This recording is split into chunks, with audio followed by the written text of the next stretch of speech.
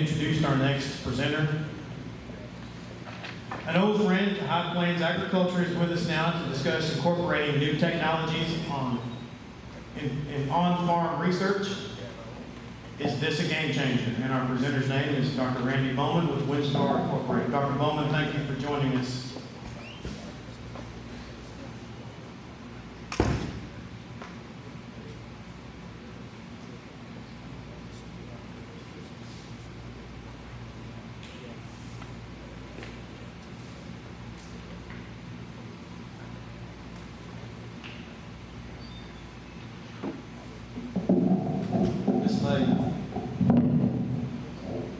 Some people not too happy. But I'm a nervous type and I have to move around some, so that's good. Okay, well, it's great to see everybody today. A lot of folks here that I've interacted with, some substantially over the years, and I just want to say that to me, you know, for a guy that's been involved in doing a lot of on-farm work with through extension agents and working with industry over the last, 20, 25 years, I think we're kind of reaching a point in time to where we can actually make a lot of things happen. And, you know, just to kind of preface this whole thing, you know, there's a lot of budget cuts underway in all of the land-grant universities. Resources are getting shorter. There's fewer personnel. There's a lot of questions that growers have. I know at the West Texas Ag Chem meeting yesterday, there were 3 young growers on a grower panel there, and every one of them mentioned the fact that they would love to see more on-farm research. And I'm sitting there and I'm going, well, you know, quite honestly, you guys that have some of these new strippers with modular technology, you can probably make this happen yourself. It just takes some thought. So when Jeff Pate called me to ask me to come do the meeting, I said, well, I really don't have a lot to contribute on the water side of things. And he said, well, just try to say, come and speak and try to be uplifting. And so I'm of the opinion that, you know, there's a lot of excitement for me as a guy that's done a lot of this on-farm work over the years. And I just really think that people need to think and recognize and try to integrate a lot of this stuff. And we're going to talk a little bit about that. So what's Boman doing these days? He's working as a cotton agronomics manager with WinStar. I better go back and recognize the different gens. There's 4 gens under the WinStar actual umbrella. And then there's the Top of Texas gen, Adobe Walls, and Lone Star that actually the WinStar investors have got partial ownership in. So I'm really kind of working for a total of about 7 gens. And we kind of put our heads together when this opportunity arose, and you know, some of the things that I've done that they've liked over the years is the on-farm work with the varieties. And you know, quite honestly, in the future, there's a lot of other things that could be done. We're going to probably touch on some of that. We're doing a newsletter for subscribed WinStar clientele through the website, and planning to do some grower educational meetings, and really kind of an overall resource person for lots of things. And I get a lot of calls about unrecognized, I call them anomalies. The global term that I've always used in extension is, you know, funks, F-U-N-K-S, cotton funks. You know, what is this? What's this going on? And so we're doing some of that. So quite honestly, where we're at right now with respect to the industry is that a lot of things are happening. And like the 3 young growers yesterday, these guys need to recognize that there's a lot of opportunities here to do some things on their farm, and quite honestly, just to address the questions that they had, because unfortunately, with the budget cuts going on in a lot of the land grant schools, the opportunity and you might say the space in an extension specialist's life to get a lot of this done is really getting diminished. You just really got to have a lot of patience and understand the tools. And obviously, you know, these methods are going to change, and we're going to kind of go through some of that evolution here in just a minute. I kind of put a slide together, really what's needed in cotton to do some of these things, and you really need a game plan. So if you want to evaluate an input, and quite honestly, I'm just going to substitute variety, but any other input that could be researchable could be replaced in any of this discussion that I'm going to have about varieties. I use Google Earth Pro a lot, and you can find the fields and do a lot of measurements. You really have to spend time in the office developing a good plot plan, and I use Excel for that. And really, the documentation of treatment application, and then any infield deviations from planned applications, you need to make sure you track those. You got to have a weighing system. Cotton is a unique, and it's a rather remarkable crop. And, both yield and quality are extremely important. And so you have to figure out how to get the yield as well as the quality, and that's ginning and fiber quality determination. And then at the end of the day, hopefully you've done replicated studies and you can do some statistical analysis on those. So when you start thinking about considerations on how to work or implement some of these type trials, you really have to match your planter and harvester widths. For example, a 16-row planter, and you've got an 8-row harvester, so you could probably plant 2 varieties at once. Quite honestly, up north, we've got a lot of those corn guys that are planting 24 rows at a time, some 32. And so these planters get huge. You just got to make sure that you're smart and match up your capabilities. And quite honestly, at the end of the day, when it comes to a lot of variability issues, my experience indicates that uniform water distribution is really the most critical thing that you need to have in a project. I know Lloyd got up and talked a lot about his pivots where he's employing variable rate. Those are not the kind of pivots that you would really want to focus on to do some of these trials, in my opinion. You need to have a fairly uniform field. We're going to talk a little bit about that. So if you can control your water application and distribution, you're going to generally control a lot of that variation. So in pivots, you got to think about, well, whatever planter passes that I've got that are on those tire tracks, I got to stay off of those. So you have to skip those. You got to make sure your nozzle package is good, and make sure that you have proper nozzling, and you do not want plug nozzles showing up during the growing season. I know that can be a challenge. What about subsurface drip? In my opinion, we need to try to put a replicate of our treatments or varieties within a zone if it's at all possible.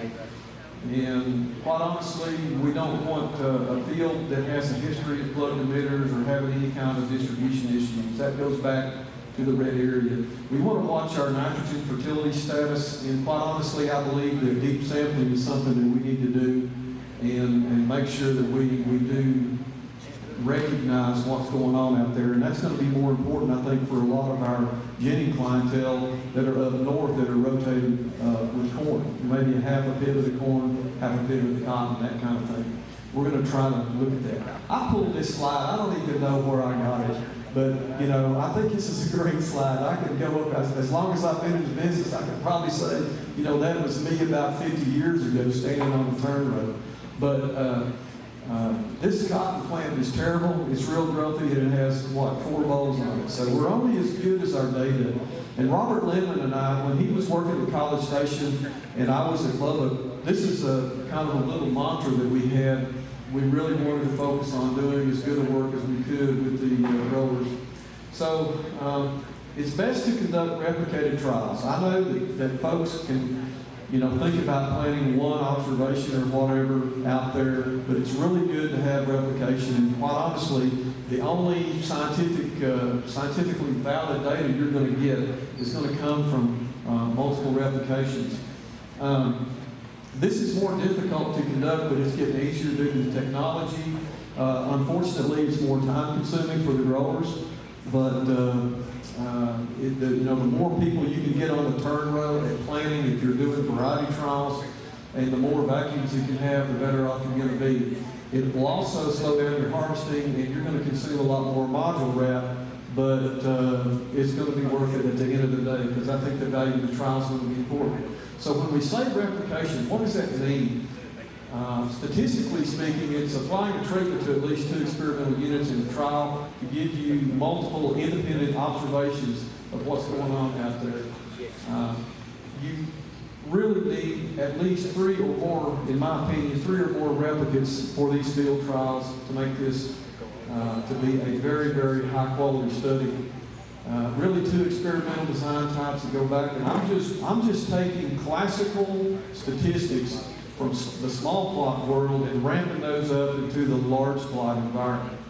And that's what I like to do. And so really the randomized complete block is the workhorse.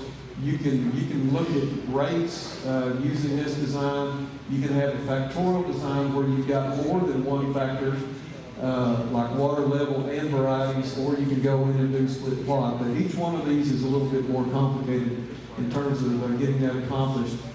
Here's an example of replicated trials, and this would be like a field that had, let's say we had 5 entries of varieties and we've got 3 replicates. Right there, there's rep 1, there's rep 2, there's rep 3. And basically we have, these are experimental units within this block. And each one of these experimental units has an equal chance of having that particular treatment or variety assigned. And then we reshuffle the deck and apply that over here in the 2nd rep and in the 3rd rep. And really this is a small plot design that might be more, 40-foot plots with 4 replicates of 5 entries. A lot of times with these smaller plot trials, you can do this. But what we're trying to do is to move this concept over onto grower field. And quite honestly, I was doing some searching on the internet not too long ago and really discovered that the University of Nebraska Extension Service has actually got a pretty nice model for doing on-farm work. They've got a group of extension agents that are trained in how to do this, and also in statistical analysis and experimental design. So it's pretty interesting that the University of Nebraska has really kind of moved over into that arena. But yeah, Wayne. That seems awful complicated. Why can't I just plant one variety of that circle, one variety of the other? Okay. Wayne's question is, why can't I just plant half on one side, put one variety on half the circle, and another variety on the other half? And for gross observations, it's probably not a bad idea. But if I'm trying to determine the difference in yield between those two, we need to talk a little bit more. And right there, you were one slide in front of me. Okay. So what about field variability? This is actually a grower field from in the Altus area. And this field has a lot of, and you can substitute drainage issues for anything else that you might encounter. On Lloyd's place, it may be just a low spot. It may be caliche outcrops. It may be anything. But this is a drainage problem in one of the fields in the irrigation district at Altus. Dr. Randy Taylor, one of his PhD students, came down and worked in this field and did a lot of grouping. And they looked at how to define using 3-year yield maps. And this was picker harvested. I don't know what you guys think. I'm not a big fan of using yield monitors for in trials where I'm trying to have a large amount of precision. But in general, you can take those yield maps and combine those over the years and kind of look and see where some of these really sorry areas in the field are. And you really don't want to go in and compare, maybe that field or that part of the field to this part of the field, put variety A there, variety B here, because that variability is going to be confounded with what your varieties actually do. And so it really behooves us to really want to go back in here and carve out smaller portions of that field, maybe run strips the length of that and replicate those, and again, re-randomize within each replicate so we can compensate, if nothing else, recognize that variability. So over the years, we've done a lot of on-farm extension trials, large plot trials with producers. We started the RACE program. Actually, that was something that Martin Kelly came up with, replicated agronomic cotton evaluation. This program lives in both the plains. Well, I guess it lives statewide in Texas on the extension side and also in Oklahoma. So we were getting some really good data out of this, and quite honestly, where feasible, some of our growers were taking and combining all of the reps from those varieties and running that through commercial gens to get the commercial ginning data. The thing that was important was having the way wagon. This is a West Texas Lee, or I guess it's Lee Agron now, way wagon. These babies were about $40,000 back when you could buy them. You can no longer buy those. We ended up, when the round modules came out, we started another weighing system that we use. We'll talk a little bit more about it in a minute.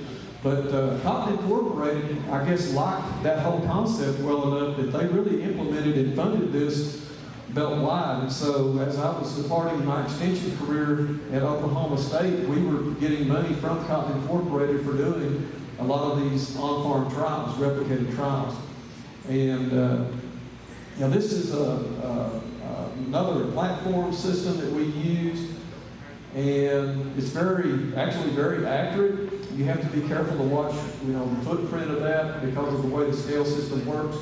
But you can take those round modules and set them on that scale and get a really, really good, precise number for that. Okay, so when we talk about planning, there's a lot of thought that needs to go into this, and a few hours in the office reduces a lot of confusion in the field. The last thing you want to do, if you show up at Lloyd Arthur's place to plant one of these race trials, is to tie up his planter, because his planter sitting on the turn row is money to him. And I don't think a lot of people recognize that. But so you have to have a really good job of planning. Go into Google Earth Pro and set it up. This is on a farm that's a field that's farmed in a circle. This is Jeff George's trial that we actually planted with him and his two boys up there just north of Tool Creek Gym. That's Dale Swindler's house right there. And so you can actually do a lot of things where you can calculate in the office and figure out, okay, this is where I really want to start this test, this is where I want to end the test, and come up with the numbers. And actually, once you get out and get on the turn row and these using the auto steer tractors, once the AB line is done, then you can go in and really figure out exactly where those plots need to be. We're going to see a plot plan here in just a second. But this is a John Deere 2630 monitor, and really the AB lines established, all the passes in that field become numbered. I think this is set up for a sprayer, not a planter, but I have Brendan send me this because I didn't actually have a good picture of it. But you can see right there, this is pass number 17 based on wherever his AB line was set up. This is the part that really takes some time. Do this in the office. You figure out what varieties you want to have, and we're actually planting two varieties with one planter. This is 16-row planter with 8-row plots. We're going to start right here with these two on the yellow passes, and we're going to plant, and we're going to come back and plant that middle rep and plant this one, and then we're going to turn right back in there and swap seed. Then we're going to go back here and hit all the purple plots again, and we're going to swap seed the third time. So all of these passes are numbered. So sitting in the turn row right here in the tractor cab on that John Deere monitor, okay, that's pass number 38, and they get smaller the further in you go toward the pivot pad. And then you've got all of the track fields showing up. So you got to make sure you number those too. So basically, when we planted this trial, we planted plots, or past 38 and 29 and 22. You can do this sitting on the turn row, figure out exactly where you're going.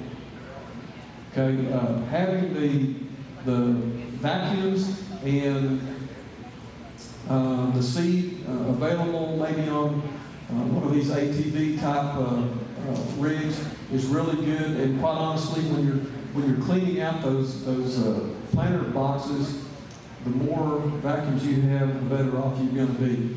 Okay, so Brennan and the guys up there, they were actually running field view and have been using this, I guess, for some time. But you can take that plot plan that we generated on Excel, and this is what the field view map, you might say planning map, of that looked like once that went through the field view system. And over here's the key, and you can see exactly where all of those varieties got planted. All you have to do is put it in there as you're sitting on the turn row. And then the other thing you can get from this is this particular planner had the ability to record the populations going out. So I think we were targeted about, I don't know, 55, somewhere in there. You can kind of see what those ended up being. And then here's the acreage for each one of those varieties, total acreage, and across the whole field. This is just a shot that I took of one of Tommy Cartwright's field view monitors in the cab up at Sunray when we planted the trials up there. So a lot of technology there that can help you keep track. But at the end of the day, in my opinion, you still need the old school whips and stakes. This is a nitrogen trial that we have out west of Wildorado, one of the few that survived the plantings this spring. And so at the end of the day, I think it's still good to have the whips and stakes in the field. Harvesting becomes more important. Back in the old days when we were being funded by the State Support Committee in Texas and Plains Cotton Improvement Program, we were doing these trials, and we were essentially doing the same planting techniques that we just talked about. But the problem was that we had to go in here and headhunt this with a basket stripper and combine this into a module. And the module builder, you know, maybe sitting over here, we had to go get rep 1 of this old variety. You guys smile and laugh if you can remember Paymaster 2200 Roundup Ready. How many of you guys remember that? I'm getting old. I hate to say it. I'm right there. I'm way out in front of everybody. But we had to combine these, and so we actually had to hunt and peck, so to speak. Here's the game changer. It's these rigs right here. And I know they're expensive, but this is the John Deere CP690 that has on-the-go moduling. And you guys are probably more accustomed to seeing the CS690s out here. Now, the 17 and later models actually have a scale system that's a pressure transducer system, much like what John Wanderer was looking at for the 7460s, right here on the handle. And so basically that sends the weighing signals up into the cab, and you have the ability right here of recording a weight for everything that's in that round module. And so if you're doing plot work, you got to be really smart about how you do this. Real quick. So we had an opportunity to make some comparisons of the picker or stripper weighing systems versus our standard that we were using, which would be the Western Forage scale, okay? Again, this was kind of what we started out with, and then they started the modular stripper pickers with the weighing systems. So we had a chance to look at this on some of Clint Abernathy's trials that we had with him around Altus, and I'm going to set this up. This is what the John Deere scale system said that a round module weighed, and this is what the Western Forage system scale said that module weighed. Okay, so if you'll notice, these numbers are exactly the same. This is a 1-to-1 correlation right here. So we've got, in lower yielding dryland environments, those modules weighed from a little over 2,200 up to a little over 3,000 pounds in the plot sizes that we were harvesting. So if we, and the good news is, the R-squared of that relationship is almost 0.99, which is absolutely incredible. There was a little slight bias error toward the scale system on the picker.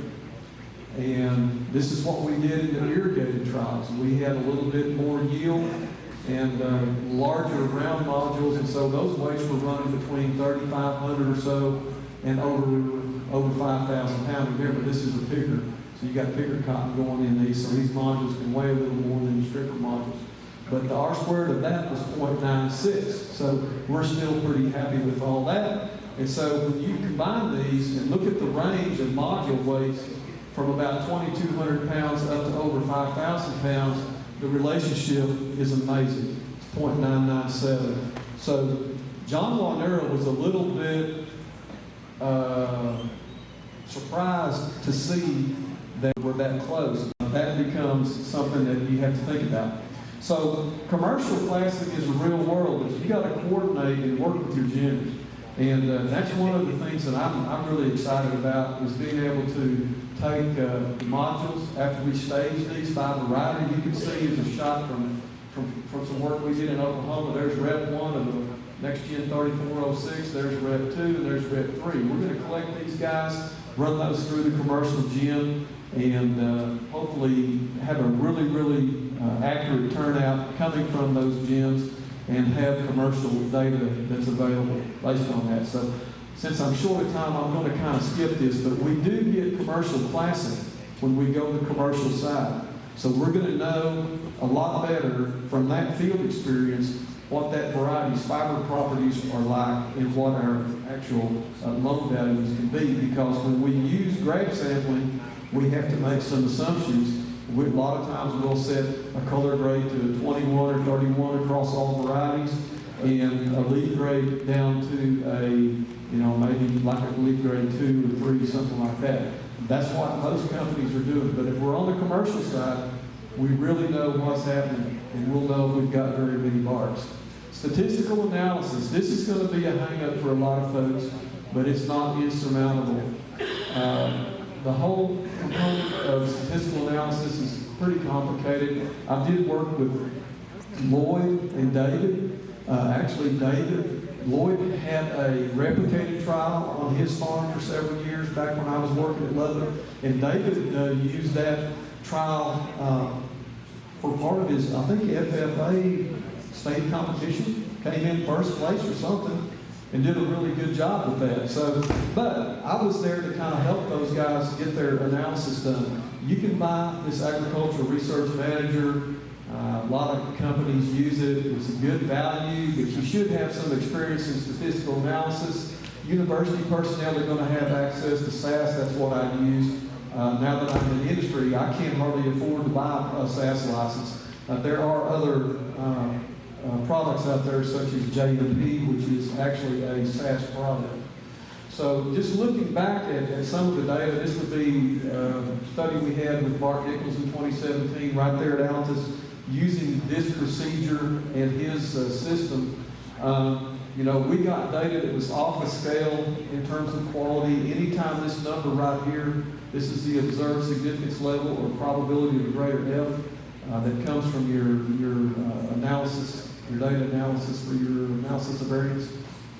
Outstanding data, and in this trial we had our leaf yields range from about 2,100 pounds down to about 1,500 pounds. That's a huge difference. And by the time we factored in our net value, that ranged from about $1,100 down to about $800, $300 difference. The A's, B's, and C's, D's, and E's separate those varieties. And the LSD, the least significant difference, the minimum amount that these varieties have to differ by to be considered statistically different, was only $46 per acre. So this can be done, guys, and you're empowered to do it.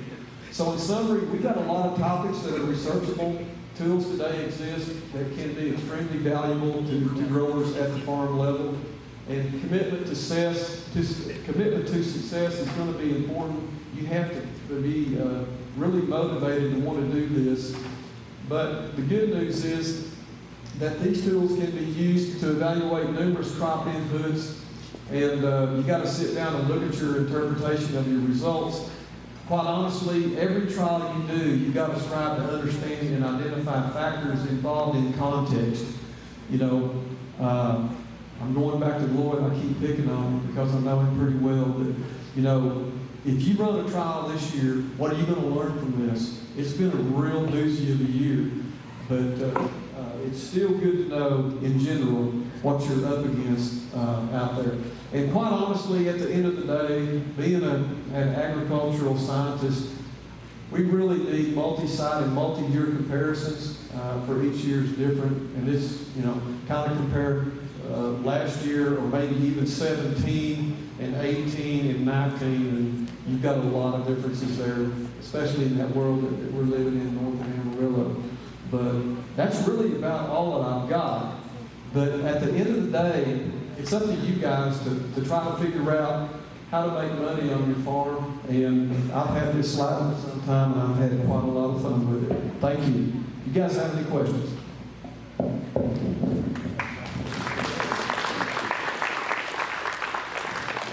Thanks a lot.